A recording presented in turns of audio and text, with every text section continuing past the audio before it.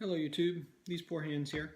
I was going to follow up today because I was at the range and I was shooting my regular carry pistol, and I thought this would be a good time to sort of revisit the video that I did earlier.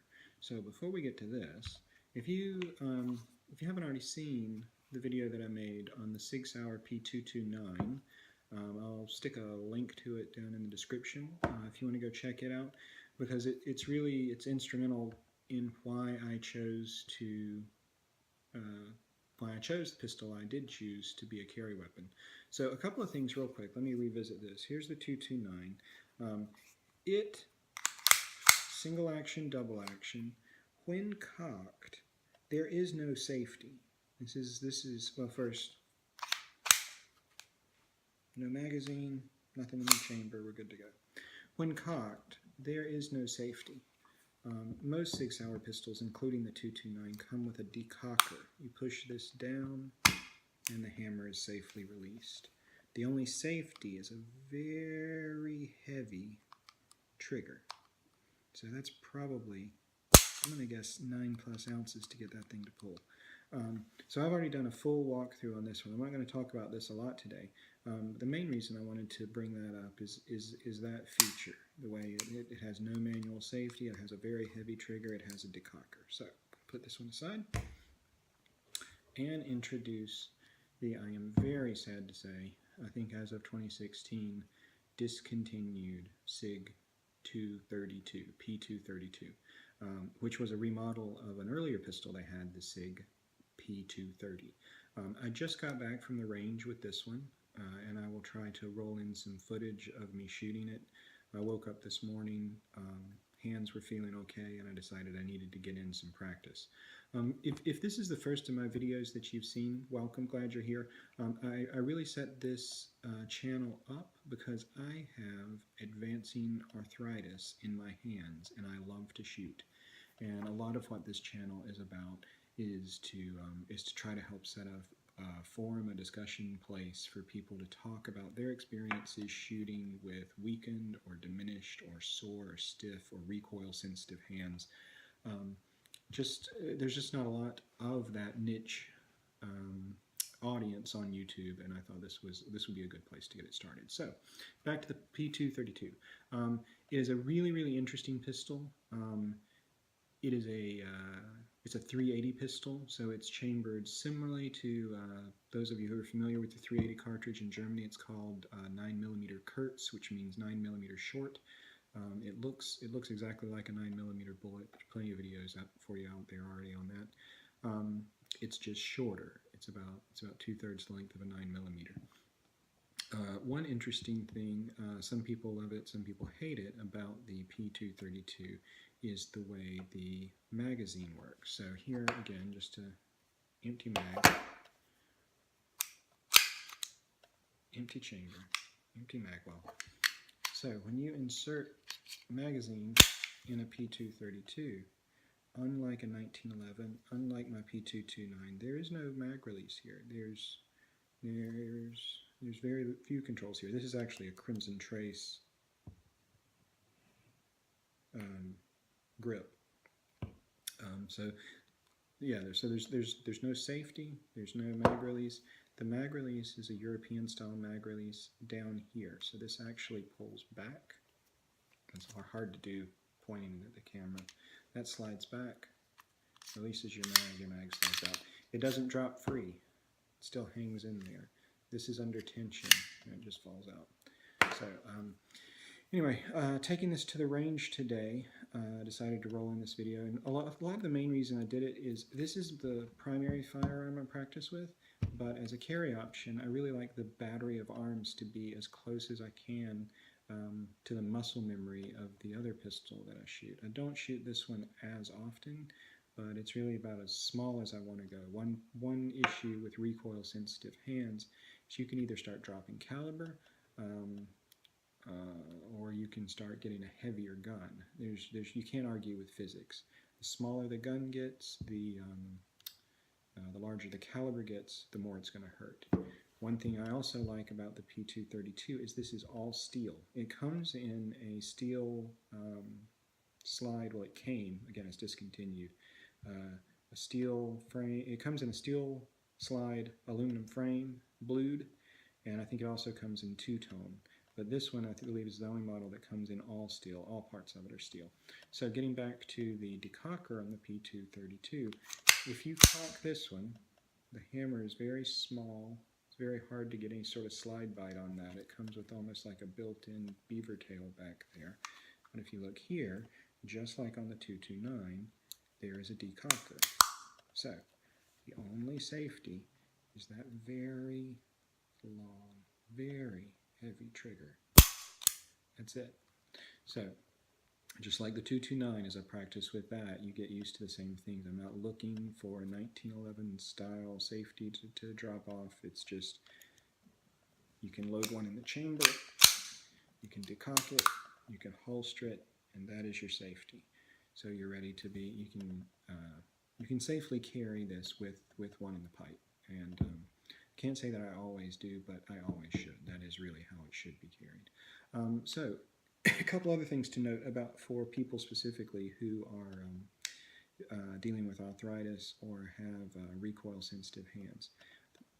Right before I bought this, I had not saved up my pennies quite enough, and there was a Bursa Thunder, which is also a 380 pistol, similar in design, not full steel, and I believe it's nickel plated. It's a little bit of it's a less expensive pistol. I can't really complain about its functioning because I only took it to the range once.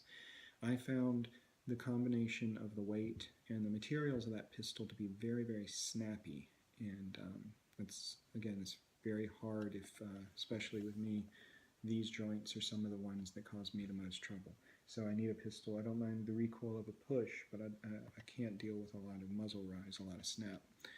I think this one gets your hand a little bit closer to the bore axis, and the recoil of the P232 is much more of a push.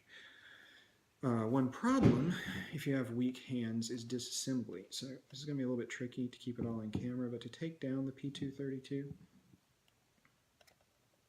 that pulls straight down the entire slide, and it's a little easier if you cock it back.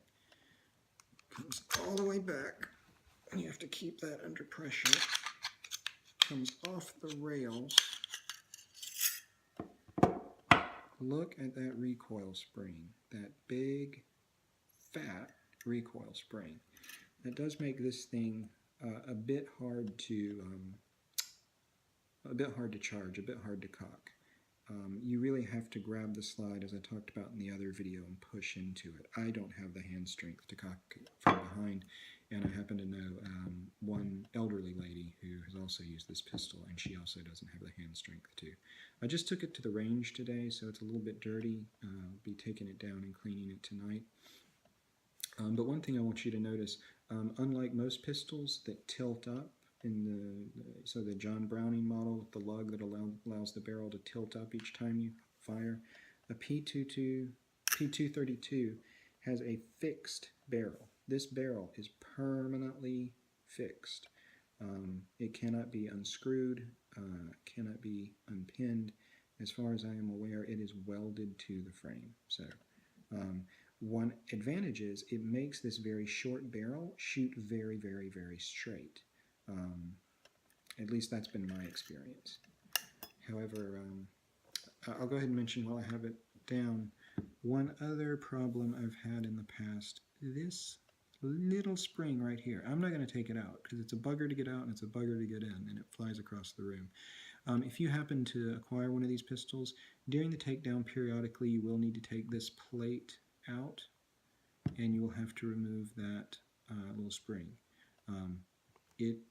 It's persnickety. It's hard to get in and out, and I will say, now that this pistol is discontinued, I'm going to buy 2 more of those because they're bound to get lost.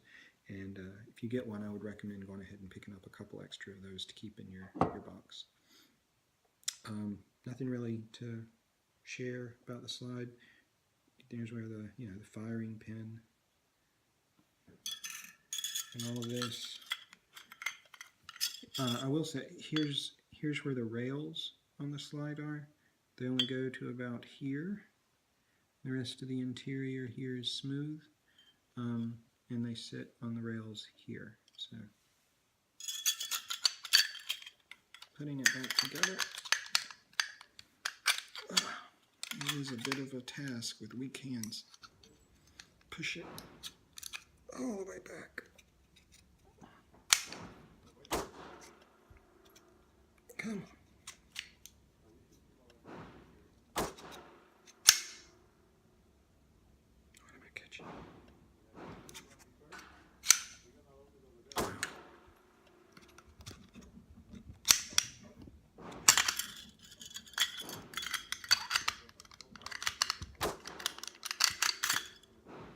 And again, if you're watching this for a review on the P232, just for a review on the P232, you will not have this level of difficulty with it. However, as a person struggling with arthritis, I sometimes do. Getting it broken down and put back together. It's not a pistol I like to take down. So, now it's back. Now it's on the rails. Takedown lever returned. Good to go. Whenever it's hot, the weight on the trigger, it's not, you pretty much hit a wall. There's just a little bit of take up. You hit a wall. It's probably about 4-5 pounds. In some ways, I think the trigger on this is just a hair nicer than the trigger on my P229. So these are not the factory grips that came on them. These Crimson Trace. I don't normally care for lasers or really often even lights on my pistols, but this is the one I carry. And while I never practice, I basically aligned the Crimson Trace to be on par with my iron sights. I don't often turn it on. You'll see with the video footage from the range, I don't have the Crimson Trace on while I'm practicing. But in the rare event that I ever actually had to use it, I see no issue with having a little bit of extra aiming there, be it in low light, maybe one-handed, maybe I have to reach around cover. So having a little bit of assistance in where that bullet's going to go on your carry piece, I don't think is a bad idea at all. So there you have it, the P232 and why I chose it. If you have better alternatives, or if you'd like to share what you carry, please leave it in the comments below. I'd love to hear. This one I'm pretty certain will not be sold just because as it's not made anymore. I'm pleased with it and it served me well for several years. That's these old hands, these poor hands, these sore hands, these hurting hands signing off. Thank you, YouTube. Have a great weekend. Talk to you later.